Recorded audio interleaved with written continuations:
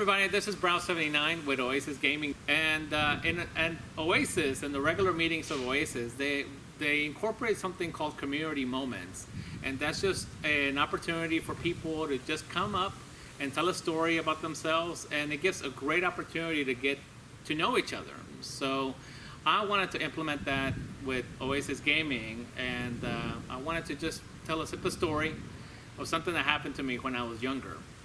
And if you grew up in the southeast part of Houston as a 10-year-old during the 90s, there was a place that you had to go every week or as often as possible, and it was called Supertrack.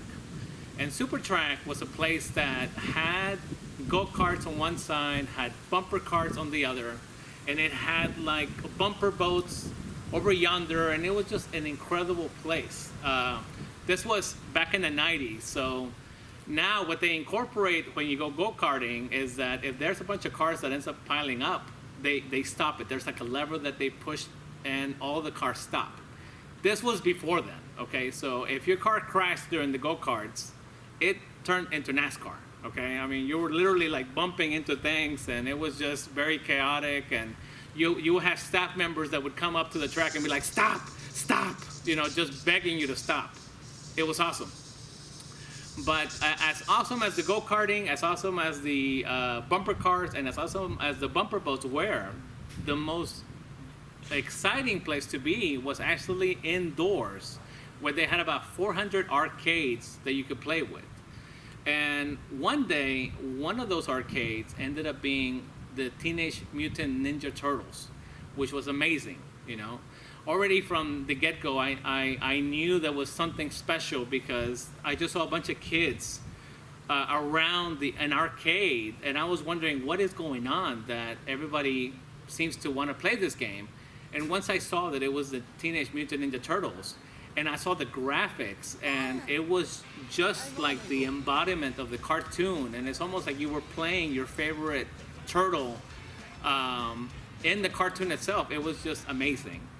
And something to keep in mind is that back in the 90s, when you would play arcades, you were kind of getting a glimpse of what the future of video games were like. So it was very exciting to just witness that. The jump in the graphics, the jump in the music, the jumps, and just the fun factor. It was just an amazing time to witness as a gamer for me. And I played the heck out of the game. That was the favorite arcade to play back in that time. I remember one of the memories that I have is me and my younger sister begging my dad to give us more quarters. He went ahead and took out a $20 bill, which we quickly went ahead and just wasted. I think it took us like maybe 5 or 10 minutes to waste all the $20 of quarters on that arcade, because you would just die at any moment. Like the bosses would just hit you twice and you were dead, you know.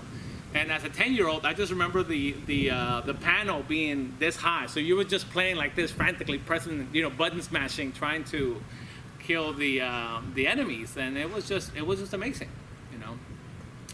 And one fateful day, me and my friends found out that that arcade game was actually going to be ported to the regular Nintendo, and our minds just went crazy. We just could not believe that such an awesome game was going to be available now at the stores, and we were going to be able to play at the comfort of our house. So our thought was like, we have to get this game. We have to, you know, we had to go ahead and get this game for us. But of course the problem was how we're going to convince our parents to let us buy another game, you know. So we were trying to be proactive, and we were trying to come with the money ourselves because we were just that excited to play it. And you know, we were coming up with all sorts of ideas. You know, some of us were thinking, well, we could do a car wash. But then we thought, okay, well, are you going to be able to come up with the buckets? Are you going to be able to provide the soap? How are we going to do this? And it just everything. As a 10-year-old, you felt you were so limited on what you were able to accomplish. And I just remember one time seeing this was in the apartments, and I remember seeing those huge garbage bins as you would have in the apartments. And a light bulb went out on top of my head, and I was like, hey, let's just dive into those garbage bins and let's just dig up all of the cans. Let's get the Coke cans, and then we can go ahead and recycle them for money. And for whatever reason, me and my friends were all crazy. That sounded reasonable to me. So that's exactly what we did. We went ahead and jumped inside those garbage bins, and we went ahead and collected all of the cans. And mind you, I'm the kind of person that if somebody is gagging or somebody is throwing up, I end up having those reflex action as well. I get grossed out very, very easily.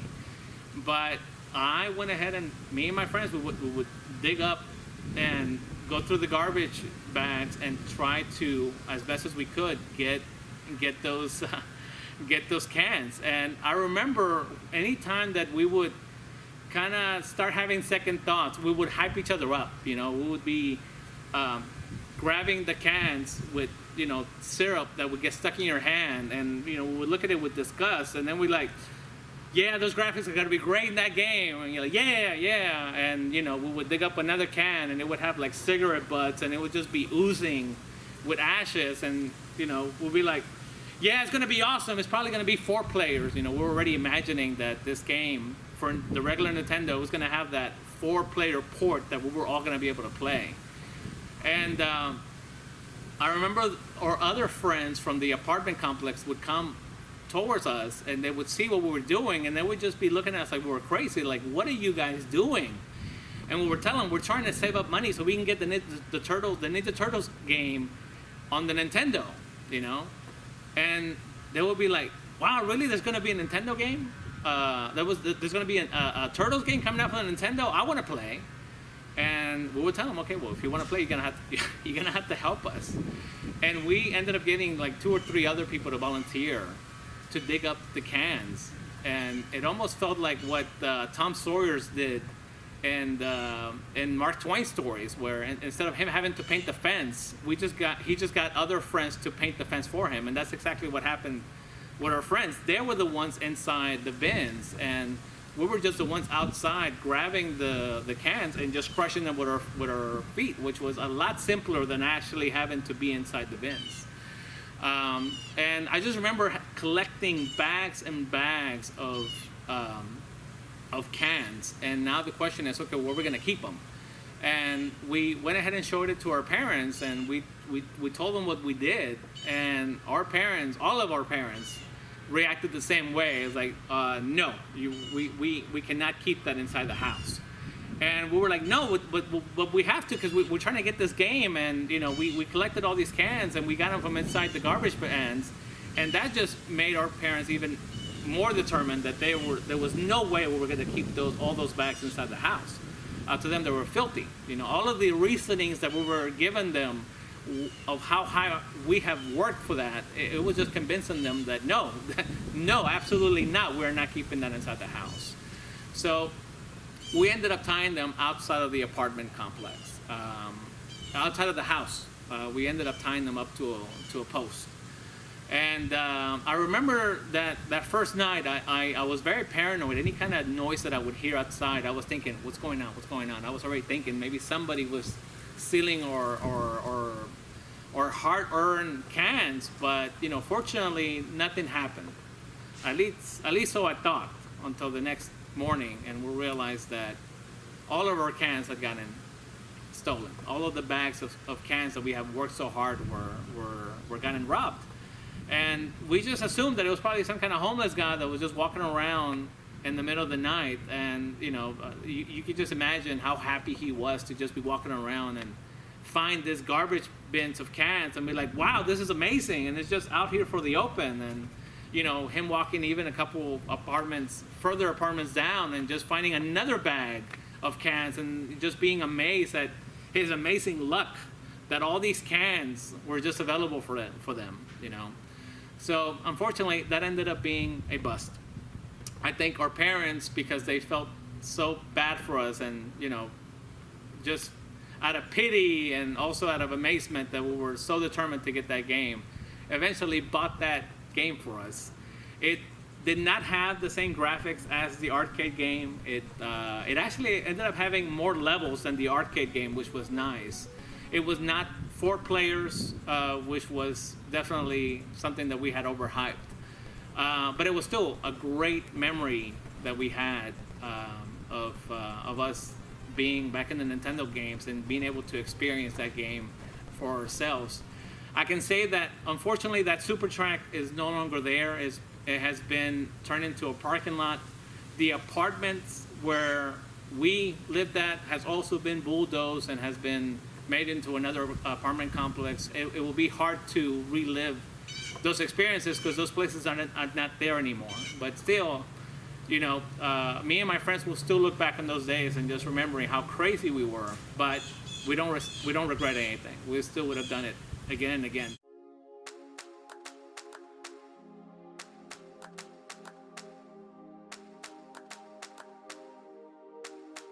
Do you have a story that you want to share?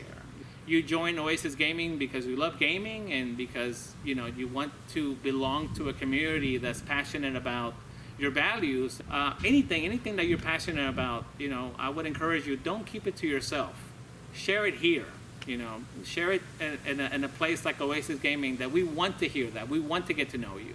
So we'll be waiting. Thank you.